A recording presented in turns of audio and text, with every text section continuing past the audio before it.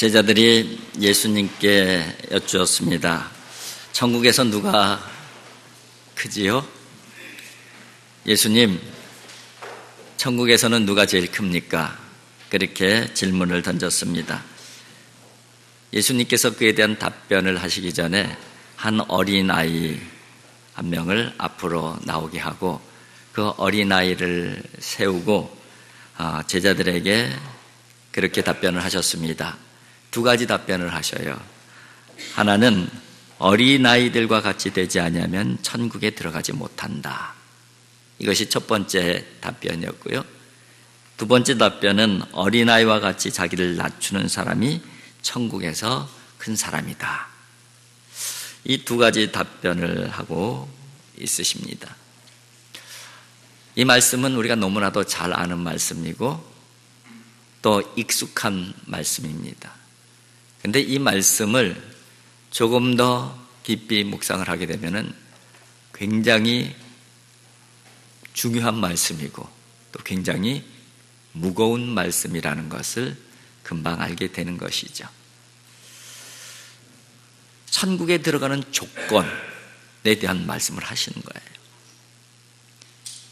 너희가 어린아이와 같이 되지 않으면 결단코 천국에 들어가지 못하리라. 천국 백성의 자격, 조건이라고 말씀을 할 수가 있는 것이죠. 또 천국에 들어간다 할지라도 천국에서 누가 하나님께 칭찬을 가장 많이 받는 사람이냐, 누가 제일 큰 자이냐, 그것도 어린아이와 같이 자기를 낮추는 자다. 그렇게 말씀을 하고 계십니다. 어린아이의 특성을 통해서 두 가지 부분에 답변을 해주시는 것이죠. 하나는 천국 시민의 자격이 뭐냐 하는 부분을 말씀해 주시는 것이고, 또 하나는 우리가 천국 시민 된 우리가 회복해야 되고 배워야 될 그런 영성과 성품이 무엇인가 하는 부분들을 우리들에게 가르쳐 주시는 말씀이라고 할 수가 있습니다. 어린아이와 같이 된다는 것, 그건 뭐를 의미합니까? 도대체 어떻게 사는 것이 어린아이와 같이 되는 것이고 어린아이와 같이 사는 것이냐? 오늘 본문에 예수님께서 그것도 분명하게 설명을 해주셔요. 자기를 낮추는 것이다. 자기를 낮추는 것이 어린아이와 같이 되는 것이고 어린아이와 같이 사는 것이다. 그렇게 말씀을 해주고 계십니다. 세상 나라의 관점과 하나님 나라의 관점이 정반대라는 것을 우리는 쉽게 알아차릴 수가 있는 것이죠. 세상의 가치와 천국의 가치 역시 완전히 상반된 가치라는 것을 쉽게 이해할 수 있는 본문이 바로 오늘 본문 말씀이라고 할 수가 있습니다. 세상의 가치는 우리가 잘 알고 있듯이 낮추는 것에 있지 않아요. 높이는 것에 있습니다. 높아지는 것이 능력이잖아요. 높아지는 것이 성공하는 것이잖아요. 높아지는 것, 그것이 바로 큰 사람이잖아요. 거기에 대해서 이의를 제기할 사람은 이 세상에서는 아무도 없을 것입니다. 그래서 자녀를 둔 부모들도, 제자를 둔 선생님들도 가르치고 보여주는 것이 뭐예요? 높아지는 방법 가르쳐주는 것이잖아요. 높아지는 것 보여주는 것이잖아요. 그런데 예수님께서는 천국은 그렇지 않다. 그렇게 말씀을 하고 계십니다. 어린이는 낮아짐의 모형으로 제시를 하시면서 그 낮아짐이 천국에서는 가장 큰 자이고 가장 크게 성공한 사람이다. 그렇게 말씀을 하고 계셔요. 예수님께서 예수님 자신을 소개하실 때도 같은 맥락으로 소개하심을 볼 수가 있습니다. 예수님께서 자기를 소개하실 때 여러 방식으로 소개를 하시는데 내 마음은 온유하고 겸손하니 그렇게 말씀하셔요. 내게로 와서 배우라. 그러면 쉼을 얻으리라. 예수님께서 스스로를 말씀하시기를 내 마음은 온유하고 겸손하다. 그렇게 말씀하셔요. 그리고 내게로 나와서 그것을 배워라. 그래야지 너희들이 참 쉼을 얻는다. 그래야지 너희들이 천국이 무엇인지도 알게 된다. 그래야지 너희들이 천국을 누리게 된다. 그렇게 이해할 수 있는 말씀인 것이죠. 주님의 관심은 많은 공적을 얼마나 많이 쌓느냐, 거기엔 그렇게 큰 관심이 없으신 것 같아요. 주님의 관심은 얼마나 주님의 제자들이 낮아지려고 애쓰는 삶을 사느냐, 거기에 훨씬 더 큰 관심을 갖고 계시는 것 같습니다. 그런데 세상은 반대잖아요. 세상은 얼마나 많은 일을 해내느냐, 얼마나 많은 공적을 쌓느냐,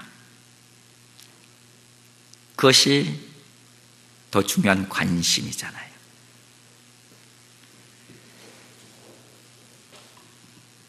얼마나 내 자신을 낮추느냐 하는 부분은 세상 그렇게 관심이 많지 않습니다. 세상에서도 겸손을 많이 얘기하고 있지만은 진짜 자기를 낮추는 겸손에는 그렇게 큰 관심이 없는 것 같아요. 기독교 신앙에 있어서 가장 중요한 가치 중에 하나가 사랑이고 또 하나가 겸손이라고 할 수가 있습니다. 왜 기독교 신앙에 같이 있어서 겸손이 그렇게 중요한가? 그 부분을 우리가 좀 이해할 필요가 있어요. 왜냐하면요, 낮추지 않으면은 들어가지 못하는 문이 있기 때문에 그렇습니다.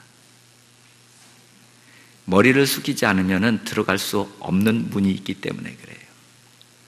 허리를 숙이지 않으면은 도저히 들어가지 못하는 문. 그 문을 예수님께서는 좁은 문이라고 표현을 하셨어요. 좁은 문.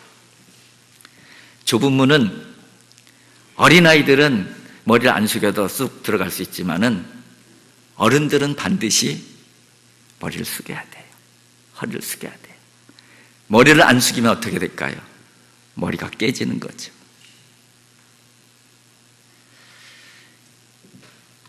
이스라엘 성지순례 가면은 예수님께서 탄생하신 베들레헴을 방문하게 되는데요.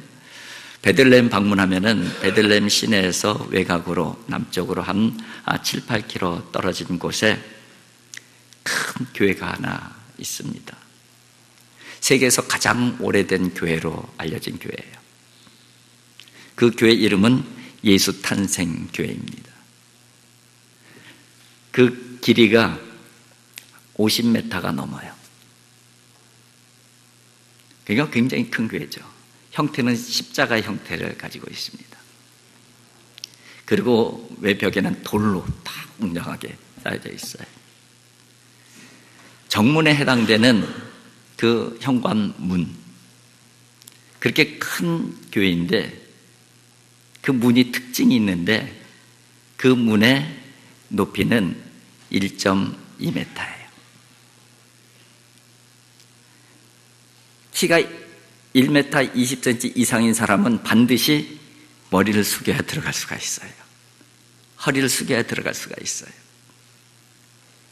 그 문을 들어가려면은 머리 꼿꼿하게 들고서는 부닥치는 거예요. 코피 나는 거예요.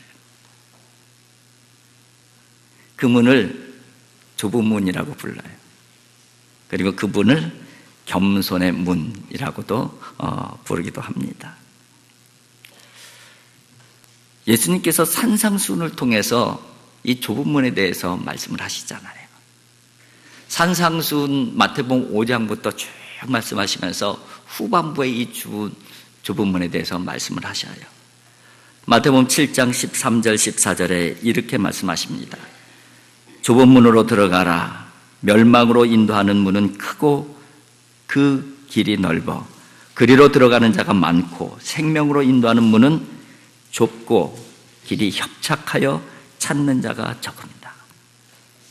좁은 문은 좁고 협착해서 그곳을 찾는 사람이 많지가 않다는 거예요. 그런데 이 좁은 문에 대해서 누가복음에는 이렇게 기록을 하고 있어요. 누가복음 13장 24절에 좁은 문으로 들어가기를 힘쓰라. 내가 너희에게 이르노니 들어가기를 구하여도 못하는 자가 많으리라. 들어가기를 원해도 못 들어가는 사람이 많다는 거예요. 들어가기를 원해도 못 들어가는 이유가 뭘까요? 머리를 숙이지 않으니까. 허리를 숙이지 않으니까. 왜냐하면 좁은 문은 어린아이들만 들어갈 수 있는 문이에요. 아니면 어린아이의 수준만큼 머리를 숙여야 돼요. 허리를 숙이든지. 그래야지 들어갈 수 있는 문이기 때문에 그래요. 이 부분은 하나님 나라에 대한 말씀이에요. 하나님 나라.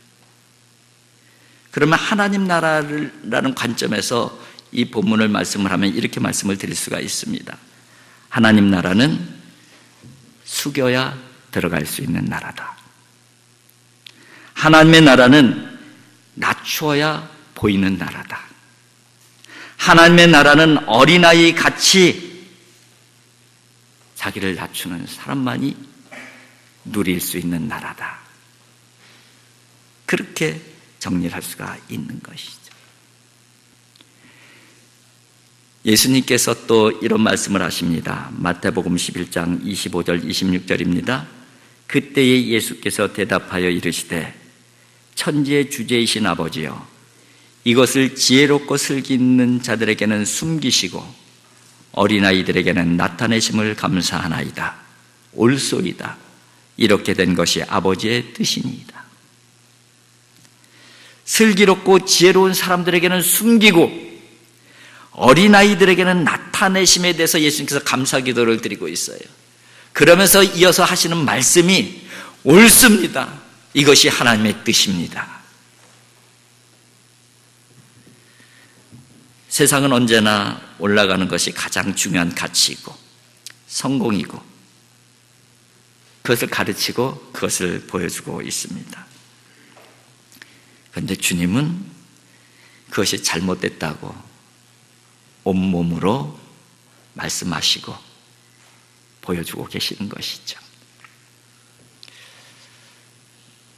그런데 저와 여러분들은 어떻습니까?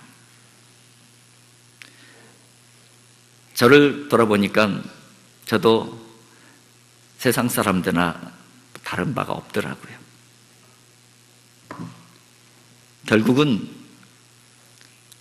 올라가려고 하는 마음이 너무나 크고 결국 보여주는 것이 올라가는 것을 보여주기를 원하는 거예요. 주님께서는 내려가는 것을 가리키라고 그러는데 내려가는 것을 보이라고 하는데 그걸 가리키려고 하니까는 그걸 보이려고 하니까는 그건 아무것도 아닌 것 같아요.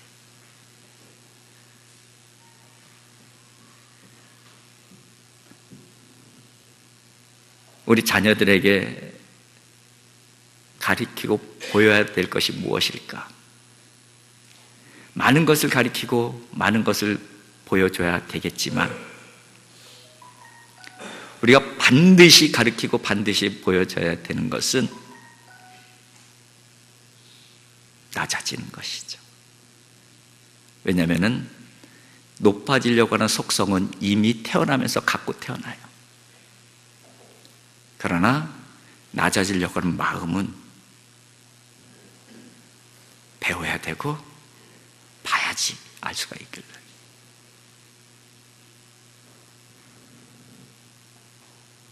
그걸 보여줘야 우리 아이들의 삶이 아름다운 삶이 되는 거예요. 그걸 가르쳐야 세상을 아름답게 만들어가는 천국의 아이들이 되어질 수가 있는 것이죠. 겸손이라는 얘기를 할 때 자주 등장하는 인물이 있는데 어거스틴이에요. 어떤 사람이 어거스틴에게 와서 질문을 했다고 하죠. 신앙생활에 대해서 제일 중요한 첫 번째가 뭡니까? 어거스틴이 대답하기를 겸손입니다. 두 번째는 뭡니까? 두 번째도 겸손입니다. 그럼 세 번째는 뭡니까? 세 번째도 겸손입니다.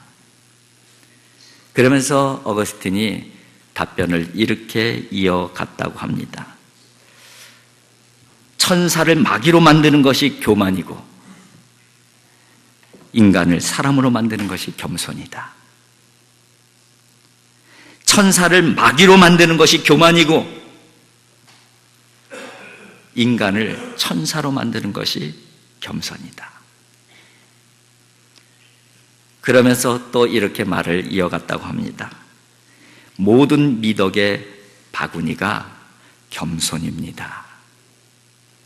우리가 가지고 있는 모든 미덕의 바구니는 겸손입니다. 우리가 가지고 있는 지식, 우리가 가지고 있는 힘, 우리가 가지고 있는 돈, 우리가 가지고 있는 권력, 우리가 가지고 있는 이쁜 얼굴, 건강한 몸, 이 모든 것들이 겸손의 바구니에 담겨질 때만이 진정한 가치를 바라는 것이고 아름답게 보인다는 거예요. 이 모든 것들이 겸손의 바구니에 담기지 않으면은 다 하나님 나라에서는 천박한 것이 되어질 수밖에 없는 것이죠. 물론 세상에서는 대단한 것이죠. 겸손의 바구니에 담겨질 때만이 천국에서는, 하나님의 나라에서는 가치 있는 것이 되어지는 것이고 아름다운 것이 되어진다. 그런 얘기를 하고 있는 것입니다. 여러분, 우리가 열심히 주님을 위해서 살아가야 되는 것이죠. 그런데 우리의 그 삶이 정말 아름답게 만들어지는 삶이 되기를 주님의 이름으로 축복을 드립니다. 그러기 위해서는 겸손의 바구니에 담겨져야 되는 것이죠.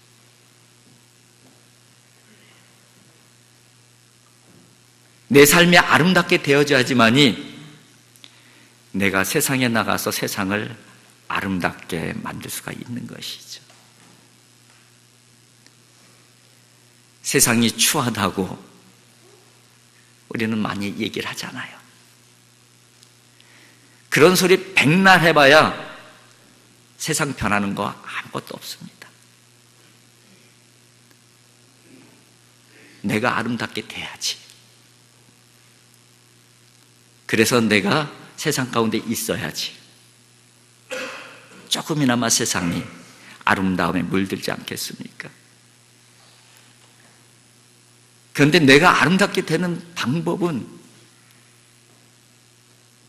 겸손의 바구니에 나를 담아놓는 것이죠. 내 열정을 담아놓고 내 능력을 담아놓고 좋은 것들을 다 담아놓는 것이죠.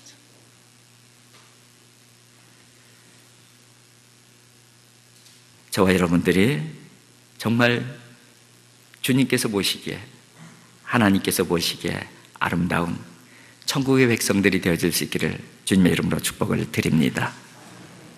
주님은 온유하고 겸손하십니다. 주님을 닮아가서 정말 우리들의 삶에, 우리들의 인생에 아름다움이 있고, 설사 그것이 고통이라 할지라도, 고난이라 할지라도, 슬픔이라 할지라도 겸손의 바구니에 담겨져 있으면 하나님의 눈에는 아름답게 보여지는 것이죠. 그리고 그것이 바로 세상을 아름답게 만들 수 있는 우리의 모습인 것입니다. 여러분, 어린아이의 모습이 저와 여러분들의 모습이 되어질 수 있기를 주님의 이름으로 축복을 드립니다. 어린아이와 같이 자기를 낮추는 자,